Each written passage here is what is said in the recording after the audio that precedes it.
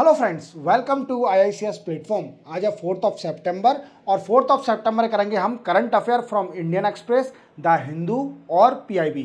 Without wasting our time lecture start करते हैं। तो देखो, मैंने कुछ मेंशन करके रखा है जो मैं आपको पढ़ाने वाला हूँ। एडिशनली और भी पढ़ाऊंगा इसके अलावा, बट जो मोटी मोटी चीज़ें, जो मेन चीज़ें हैं वो बता रहा हूँ आपको। जैसे मोदी इन ब्रूनी कंट्री, ठीक है, मोदी गए हुए हैं ब्रूनी कंट्री में, उसके बारे में बताऊंगा। कौन कौन से डील एग्रीमेंट साइन हुए और क्या डिस्कशन चल रहा है दोनों के बीच में, जो कि सुल्तान है वहाँ के।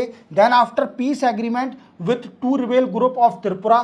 त्रिपुरा के 2 रिबेल ग्रुप हैं, उनके साथ होम मिनिस्ट्री ने एक मोमेंडम ऑफ सेटलमेंट एग्रीमेंट साइन कर लिया है, पीसफुल त्रिपुरा पीस रहे जिससे। क्लियर?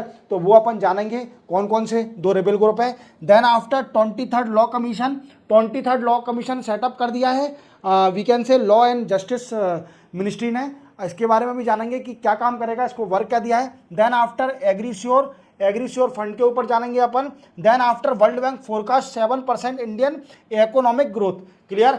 बोला कि फाइनेंशियल ईयर 2025 में इंडिया की ग्रोथ 7% रहेगी। इसके बारे में भी जानेंगे, ऐसा क्या रीज़न है कि पहले 6.6 प्रोडक्शन किया था, अब 7% बढ़ा दिए, ऐसा क्या हो गया इंडिया के अंदर। क्लियर? तो चलते अपन डिटेल में समझते हैं और एडिशनल टॉपिक और भी कराऊंगा। चलते अपन फर्स्ट हो जा मोदी इन ब्रूनी। देखो, आप जानते हो कि ब्रूनी कहाँ पर है। ब्रूनी एक आइलैंड कंट्री है और जो कि सिचुएटेड है in we can say South East Asia में। कहाँ पर? साउथ ईस्ट एशिया में एक ब्रूनी कंट्री है। और आप इसको कंट्री को जानते भी होंगे कि इसका चाइना के साथ इशू है ओवर साउथ चाइना सी। साउथ चाइना सी के ऊपर इससे भी कॉन्फ्लिक्ट है विद चाइना कंट्री के, क्योंकि चाइना क्लेम करती है, डोमिनेंस करती है साउथ चाइना सी के ऊपर। बट जितनी भी साउथ ईस्ट एशियन कंट्रियां हैं वो नहीं चाहती। वो कहती है कि नहीं, South China Sea is a part of all country. क्योंकि आप जानते हो, जैसे मैंने आपको बताया कि 54% of world trade pass through South China Sea. World trade 54% of world trade pass through South China Sea. तो आप देख रहे हो कितना बड़ा कंट्रीब्यूशन है साउथ चाइना सी का। अगर चाइना इसके ऊपर डोमिनेंस कर लेगी तो क्या होगा इससे कि जो वर्ल्ड का ट्रेड हो रहा है उसको रुकावट आ सकती है, हिंड्रेंस क्रिएट हो सकता है। बट मैटर ये नहीं है, अपन सिर्फ ओनली ब्रूनी और इंडिया पर डिस्कस करेंगे। क्या डिस्कस किया गया? देखो, मोदी साहब गए और ब्रूनी की कैपिटल पे गए। ब्रूनी की कैपिटल है बंदर श्री बेगावर। बेगावर। क्लियर? ये कैपिटल का नाम है। और मुलाकात करी वहां के सुल्तान जो हैं, जिनका नाम है हाजी हसानन बलकैया। Clear? Sorry,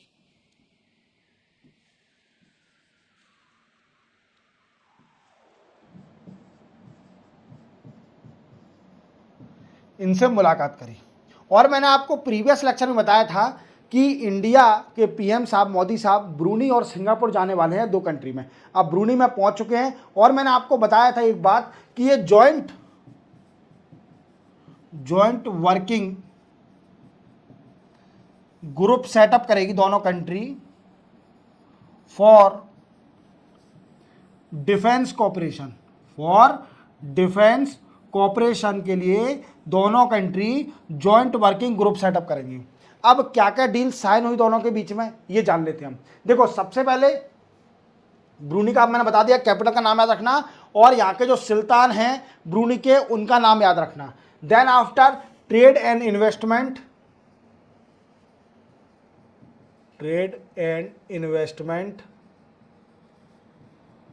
space corporation,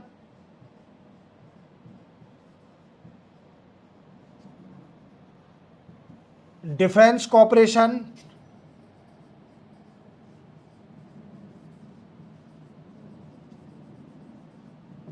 energy,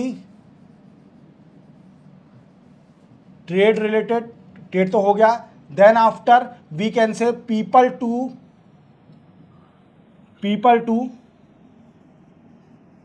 people ties. Clear? और ETC कई सारे एग्रीमेंट हैं। क्लियर? इतने आप मेंशन भी कर जाओगे तो ये सफिशिएंट है। क्लियर? अब क्या है दोस्तों, जैसा कि मैंने आपको प्रीवियस लेक्चर में बताया था कि ब्रूनी के अंदर एक इंडिया ने अपना सेंटर सिस्टम बना के रखा है, वो 2000 में बनाया था। याद रखना, मैंने प्रीवियस लेक्चर में बताया था, जिसका नाम है telemetry tracking and command system. Clear? Telemetry tracking and command system ये बनाया था ब्रूनी के अंदर इंडिया ने अपना खुद का सिस्टम। अब ये करेगा क्या? तो ये क्या करता है दोस्तों, ये 2000 में बनाया था, सॉरी 2020 में नहीं, 2000 में बनाया था। क्लियर? क्या? Telemetry tracking and command system ये क्या करता है, ये मॉनिटर करता है, monitor and track eastern launch satellite, जो कि ईस्ट साइड में ईस्ट को सैटेलाइट करी लॉन्च करी जाती हैं, उनको मॉनिटर और ट्रैक करता है। क्लियर? और एक और बात याद रखना, इसमें एक और बात है कि इंडिया और ब्रूनी के 40 ईयर हो चुके हैं, 40 year completed of friendship relation. India और ब्रूनी की फ्रेंडशिप को 40 ईयर हो चुके हैं। क्लियर? तो ये भी सेलिब्रेट किया गया। और ब्रूनी में हमारे इंडियन डियास्पोरा कई सारे रहते हैं, याद रखना। तो 14,000 इंडियन डियास्पोरा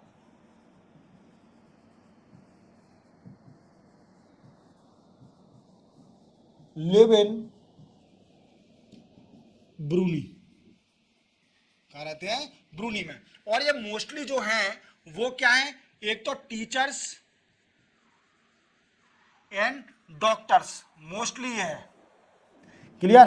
टीचर्स और डॉक्टर्स हैं मोस्टली ब्रूनी में जो रह रहे हैं।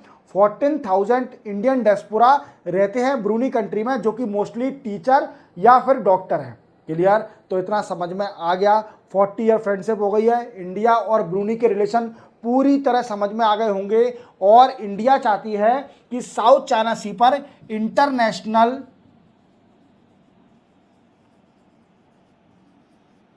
ऑर्डर फॉलो करा जाए इन साउथ चाइना सी। अब कौन से इंटरनेशनल ऑर्डर हैं? तो आप जानते हो, United Nation convention law of sea, United Nation convention of law of sea, this are the international convention that is we can say by United Nation and it ensure the peaceful area of the ocean. Clear? Ocean को peace रखना, किसी country का unnecessary dominance नहीं होना internationally order के हिसाब से। Clear? इतना समझ में आ गया। मोदी साहब के ब्रूनी के रिलेशन, इंडिया और ब्रूनी के रिलेशन, 2 दिन की ट्रिप थी। क्लियर? चलते अपन नेक्स्ट न्यूज पर। नेक्स्ट हो जाए, होम मिनिस्ट्री अमित शाह जी ने एक 2 रिबेल हैं, त्रिपुरा के 2 रिबेल हैं, उनके साथ एक पीस एग्रीमेंट साइन किया है। अब उन रिबेल ग्रुप का नाम जानना बहुत जरूरी है, क्योंकि आप मेंशन करके आ सकते हो इंटरनल सिक्योरिटी में। अगर आपसे कोई क्वेश्चन आ जाता है तो you can easily mention the 2 rebel group of the Tripura in international security relation. We can say international security का अगर कोई इशू आ जाता है तो आप इसीलिए त्रिपुरा के 2 रिबेल का नाम मेंशन कर सकते हो। तो त्रिपुरा को पीसफुल बनाने के लिए सबसे पहला national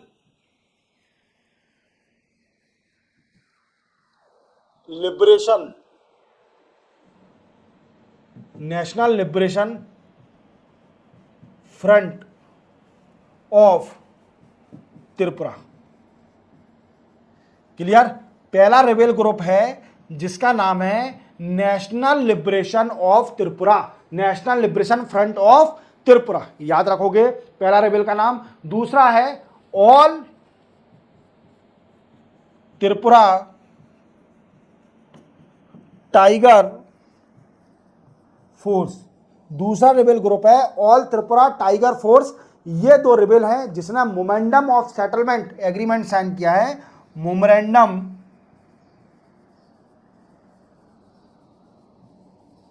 of settlement agreement sign किया है with home ministry for piece in Tripura. Tripura. Clear. और यहां के सीएम कौन है त्रिपुरा के? मानिक साहा। मानिक शाह सीएम ऑफ त्रिपुरा, याद रखोगे। मानिक शाह सीएम है त्रिपुरा के। और ये दो रेबल के नाम याद रखना, ये आपको मेंशन करके आ सकते हो इंटरनल सिक्योरिटी में। Clear clear. चलते अपन नेक्स्ट न्यूज पर। Next is defence acquisition council. देखो आप जानते हो कि डिफेंस एक्विजिशन काउंसिल को हेड कौन करता है? डिफेंस मिनिस्टर, और जो कि डिफेंस मिनिस्टर है राजनाथ सिंह साहब। क्लियर। तो डिफेंस एक्विजिशन काउंसिल ने अप्रूव कर दिया है और वीकेंड से कई सारी डिफेंस प्रोडक्ट को खरीदने के लिए अप्रूव कर दिया है। जैसे कि मैं आपको बताता हूं कि पहला है फ्यूचर रेडी कॉम्बैट व्हीकल। पहला क्या है? फ्यूचर रेडी कॉम्बैक्ट व्हीकल, जिसको हम शॉर्ट में बोलते हैं FRCV।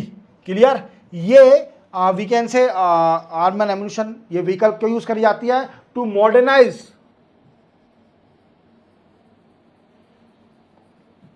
टैंक, ऑल वेदर, सारे टेरेन पर चढ़ जाएगी। क्लियर।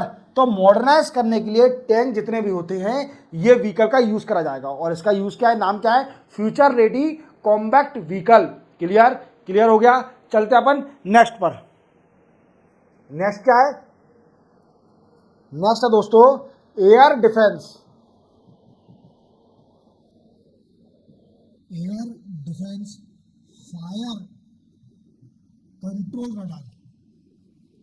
इसका भी इंडिया वीकेंड से अपनी आर्म फोर्स इसको भी इंपोर्ट करेगी। क्लियर। तो ये क्या है? इसका यूज क्या है? इसका यूज है कि एयर में कोई भी टारगेट होता है, एनिमी टारगेट, उसको डिस्ट्रॉय कर देगी। Destroy and it also track target and destroy. इतना समझ में आ गया। ये एक्विजिशन इसको भी करेगी। और पहला मैंने क्या बताया था कि फास्टर वीकेंड से FRCV बताया था। क्या बताया था? FRCV।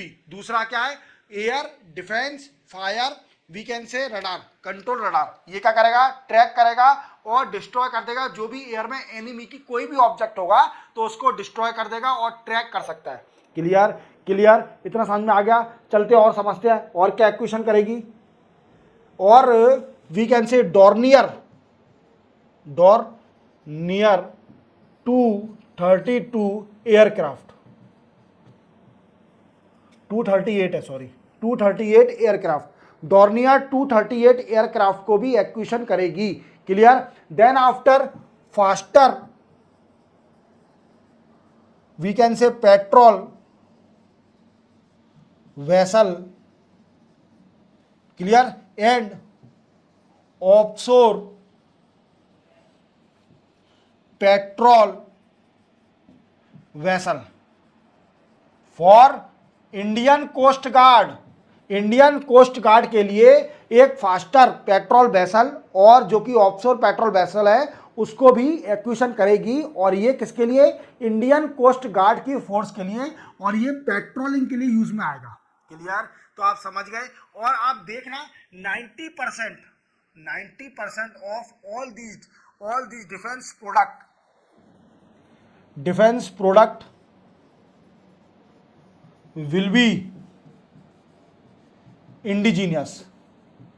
देख रहे हो आप कि हमें अब लॉस नहीं होगा फॉरेन रिजर्व का, क्योंकि 90% जितना भी ये डिफेंस एक्विजिशन काउंसिल वीकेंड से एक्वायर करेगी वो सारे 90% हमारे इंडिजीनियस होंगे, इंडिया में बनेंगे। इंडिया की कंपनी डिफेंस कंपनी बना के देगी। तो आपको पूरी तरह समझ में आ गया होगा ये क्या है। क्लियर। चलते अपन नेक्स्ट उस पर। Next 23rd law commission. देखो अब लॉ और ministry of law and justice ने एक नया लॉ कमीशन बनाया है, 23rd लॉ कमीशन। और ये 3 ईयर के लिए बना है, 3 ईयर के लिए सेटअप किया गया है। क्लियर। 3 ईयर के लिए। और इसका काम क्या होगा दोस्तों? इसका काम होगा जो पुराने लॉ हैं, old law not use for we can say अभी प्रेजेंट जनरेशन, और द प्रेजेंट, तो उनको खत्म करना और रिकमेंडेशन देना, recommendation for new law related to DPSP, Directive Principle of State Policy, Directive Principle of State Policy। क्लियर? इतना समझ में आया कि रिकमेंडेशन करेगी नए law related to directive principle of state policy. आप जानते हो कि directive principle of state policy is a part of the constitution and it provide the recommendation to the government for the social welfare to the people, कि इसमें सारे जितने भी social welfare दिए जाएंगे उसके हिसाब से आर्टिकल है, और उन्हीं को देख के government we can say law बनाती है। इसी को देख के, डायरेक्टिव प्रिंसिपल को देख के ही लॉ बनाए जाते हैं for the social welfare. Clear? तो इसकी जांच करेगी और जो पुराने लॉ हैं जो काम के नहीं है उनको रिमूव करने के लिए ये लॉ कमीशन रिकमेंडेशन करेगा। और ये काम कब से करेगा? 1 सितंबर 2024 से लेकर 31 अगस्त 2027 तक। क्लियर? 2027 तक ये काम करेगा। देन आफ्टर गवर्नमेंट को रिकमेंडेशन देगा, और रिकमेंडेशन के देने के बाद देन आफ्टर गवर्नमेंट नए लॉ निकालेगी for ensuring the directive principle of the state policy और द सोशल वेलफेयर स्कीम और अदर चीज, और जितने भी पुराने कानून हैं जो कि यूज के नहीं हैं उनको सबको खत्म करने के लिए भी रिकमेंडेशन करेगी। अब देखो दोस्तों, इसमें मेंबर कौन होता है? तो आप देखिए, इसमें होता है एक चेयरमैन,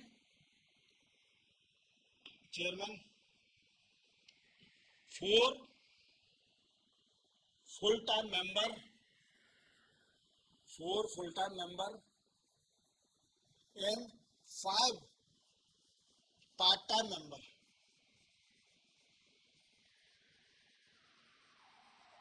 और एक 1 secretary of law affair, law affair का सेक्रेटरी। ये क्या होगा दोस्तों? अफेयर जो सेक्रेटरी है ये एक्स ऑफिसो मेंबर होगा, member of this commission. Clear? इतना समझ में आ गया? इतना समझ में आ गया? तो 23rd लॉ कमीशन बन गया है। अभी किसी अपॉइंटमेंट नहीं हुई है इसके अंदर, सिर्फ ओनली लॉ कमीशन बनाया है। देन आफ्टर अपॉइंटमेंट होगी तो मैं आपको बताऊंगा। क्लियर? अब देखिए 22 जो 22nd लॉ कमीशन था वो भी सेटअप हुआ था। क्लियर? और उसके जो हेड थे, 22nd लॉ कमीशन के जो हेड थे, सेकंड लॉ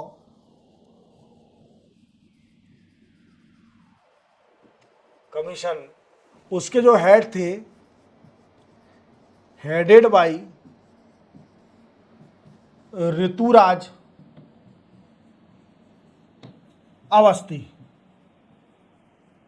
ऋतुराज अवस्थी थे इसके हेड 22nd लॉ कमीशन के, और इनको काम दिया गया था to work on uniform civil code और इंडिया में, और साइमल्टेनियसली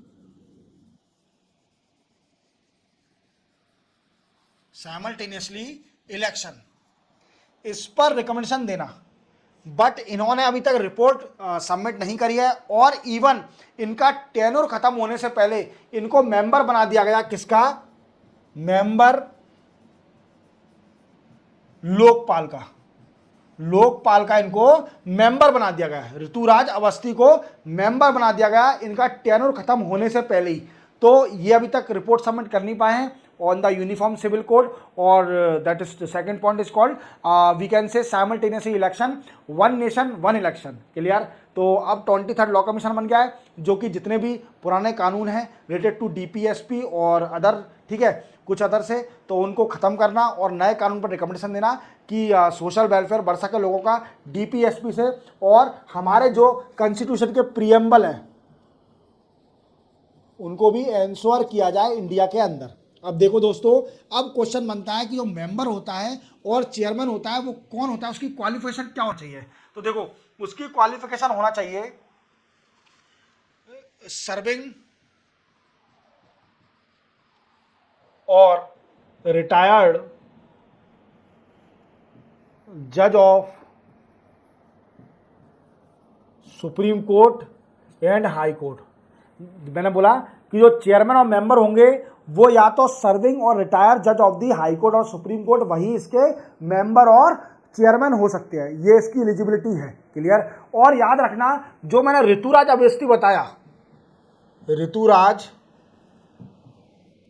अवस्थी जो मैंने बताया है वो कौन थे? वो former chief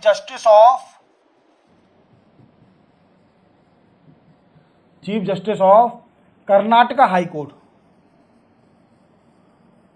Karnataka high court के चीफ जस्टिस है, former chief justice of Karnataka high court के ऋतुराज अवस्थी। क्लियर। इतना समझ में आ गया आपको। 23rd लॉ कमीशन सेटअप हो गया है, ministry of law and justice ने सेटअप करा है फॉर 3 ईयर और इसको काम दिया है जितने भी एब्सोल्यूट लॉ हैं उनको ख़त्म किया जाए और नए कानून के लिए रिकमेंडेशन दिया जाए जित रिलेटेड टू DPSP और दी प्रीएम्बल को एंश्योर करने के लिए। क्लियर। मैंने आपको इसके मेंबर ही बता दिए, आपको पूरी तरह समझ में आ गया होगा कि what is the real of the meaning और the real work of the 23rd law commission. Clear. चलते अपन नेक्स्ट उस पर। स्टार्ट करने से पहले मैं पानी पी लेता हूं थोड़ा।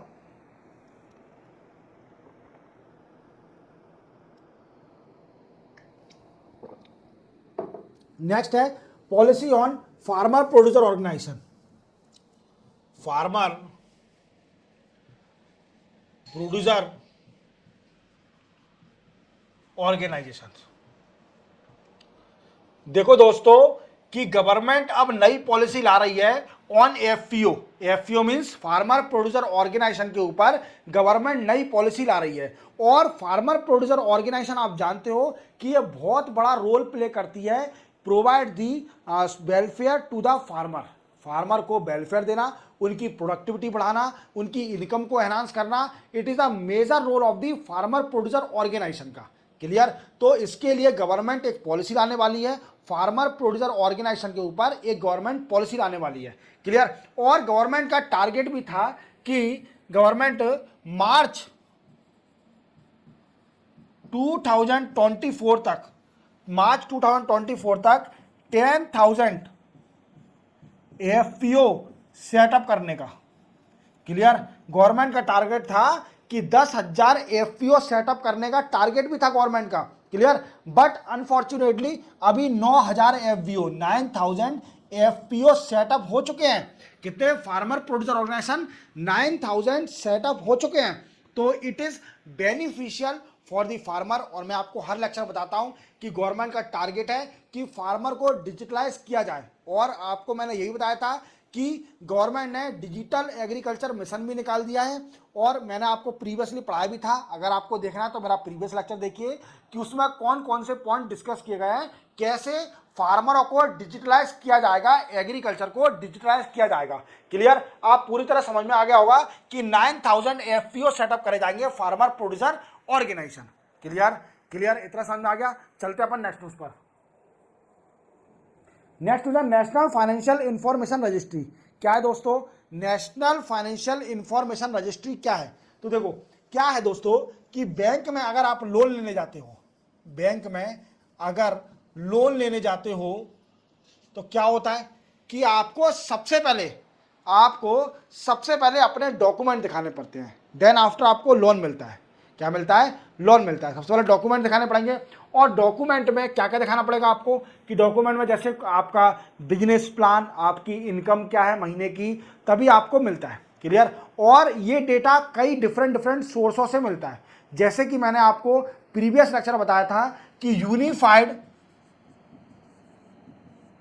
Unified landing interface, unified landing interface, what I means ULI। और इसी तरह मैं यूपीआई तो आप जानते होंगे कि सभी लोग जानते हैं इंडिया के यूपीआई। अगर कोई फोन पे यूज नहीं कर रहा है तो मतलब वो डिजिटलाइज बैकवर्ड होते जा रहा है, वो डिजिटलाइज होना ही नहीं चाहता अगर वो यूपीआई यूज़ नहीं कर रहा है, फ़ोन पे यूज़ नहीं कर रहा है। तो मैंने आपको यूएलआई भी बताया था कि आरबीआई ने अब बैंकों को डिजिटलाइज किया जाएगा, जो कि डिफरेंट डिफरेंट सोर्स से डेटा कलेक्ट करना पड़ता था, अब उनको डिफरेंट इजीली डेटा मिल जाएगा। और यही इसका मेन मोटिव है, नेशनल फाइनेंशियल इंफॉर्मेशन रजिस्ट्री। यहाँ पर जितने भी लोन टेकर होंगे, या फिर वी कैन से एक टर्मिनोलॉजी बोलते हैं बोरोवर, जितने भी बोरोवर होंगे वो लोन ले सकेंगे और उनको क्विक लोन मिल जाएगा, क्विक एंड स्पीडली लोन मिल जाएगा। क्या मिल जाएगा? क्विक एंड स्पीडली लोन मिल जाएगा। क्लियर? तो इसके लिए national financial information registry setup करी जा रही है, जो कि हेल्प कर सकता है एमएसएमई को। आप जानते हो कि micro small and medium enterprise play the major role in Indian economy, play the major role in Indian economy. और अगर एमएसएमई को बराबर प्रॉपर क्रेडिट मिलता गया और लोन मिलता गया और जल्दी लोन मिलता गया बैंक से, जो कि हमारे वीकेंड से बैंक से मिलता गया, तो इजीली पब्लिक सेक्टर बैंक से अगर लोन उसको इजीली मिलेगा, जल्दी मिलेगा, तो ग्रोथ और जल्दी होगी एमएसएमई की और इससे इंडिया की भी ग्रोथ होगी। क्लियर? तो गवर्नमेंट क्या करने जा रही है? National financial information registry setup करने जा रही है, जिससे बैंक सिर्फ ओनली पूरा डेटा ले सकती है कस्टमर का, बोरोवर का, और क्विक उसको लोन मिल जाएगा। क्लियर? इससे कई सारे बेनिफिट होंगे। चलते अपन नेक्स्ट न्यूज पर। नेक्स्ट जो world bank forecast 7% Indian economy for financial year 2025। क्या है दोस्तों? देखो, जैसा कि आप जानते हो कि अभी वर्ल्ड बैंक ने पिछले कुछ समय पहले 6.6% फॉर फाइनेंशियल ईयर 2025 के लिए इकोनॉमी फोरकास्ट करी थी इंडिया की, क्योंकि आप जानते हो कि ग्लोबल इकोनॉमी डाउन होते जा रही है। ग्लोबल इकोनॉमी में इफेक्ट हो रहा है। क्या कारण है उसका? कारण है जैसे कॉन्फ्लिक्ट चल रहा है रशिया और conflict between Russia and Ukraine, और कॉन्फ्लिक्ट चल रहा है इसराइल में, देखिए गाजा इसराइल में, और इसी का कई सारा रीज़न है। ठीक है? और कई सारे कारणवश भी हैं। ठीक है? तो क्या है, इससे ग्लोबल इकोनॉमी डाउन होते जा रही है, तो इससे क्या है, इंडिया को भी इफेक्ट पड़ेगा, इस इकोनॉमी पर इंडिया को भी इफेक्ट पड़ेगा। तो इसलिए वर्ल्ड बैंक ने इंडिया की फाइनेंशियल 2025 की इकोनॉमी सिर्फ ओनली 6.6% फोरकास्ट करी थी, बट अब इस इकोनॉमी को बढ़ा दिया है। क्या कर दिया है? इस इकोनॉमी को बढ़ा दिया है, और वो कर दिए दोस्तों 7%। कितनी कर दिया है? 7% फोरकास्ट कर दिया है कि इंडिया की फाइनेंशियल ईयर 2025 की इकोनॉमी 7% रहेगी। अब ये बढ़ाई क्यों है? इसका रीजन क्या है? वर्ल्ड बैंक ने इतनी इकोनॉमी बढ़ाई क्यों है? तो देखो, आप इसका देख लीजिए। इसका रीजन है एनहांस पब्लिक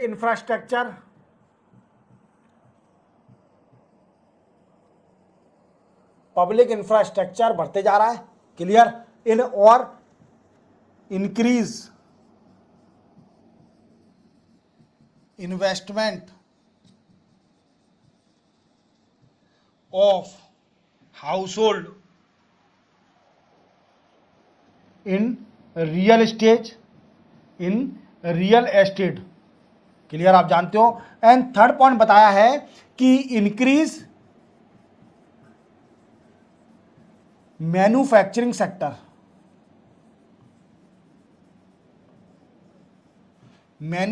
सेक्टर, का एनहांस होना है। अप्रोक्सीमेटली 9.9% एक ग्रोथ हुई है मैन्युफैक्चरिंग सेक्टर की। तो ये भी एक कारण बताया है वर्ल्ड बैंक ने। इसलिए फाइनेंशियल ईयर 2025 की इंडिया की इकोनॉमी 7% फोरकास्ट करी है। कितना समझ में आ गया? चलते अपन नेक्स्ट न्यूज़ पर। नेक्स्ट और लास्ट न्यूज़ है, आज लग रहा है मुझे शायद लेक्चर बड़ा हो गया। ठीक है, चलते हैं। और नेक्स्ट है एग्रीश्योर फंड। देखो, आप जानते हो कि एग्रीकल्चर मिनिस्टर बन गए हैं शिवराज सिंह चौहान जी, जो कि farmer CM of Madhya Pradesh है, और मध्य प्रदेश में इन्होंने बहुत अच्छा काम किया था रिलेटेड टू एग्रीकल्चर को बहुत ज़्यादा प्रमोट किया इन्होंने, और इसी को देखते हुए जो सेंटर में गए हैं, और सेंटर में क्या है, एक एग्रीश्योर फंड इन्हें सेटअप किया है। क्या है? एग्रीश्योर फंड, और इसका फुल फॉर्म है agriculture startup and rural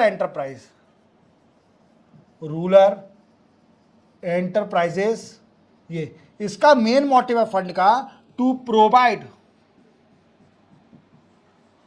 fund for enhancing agriculture productivity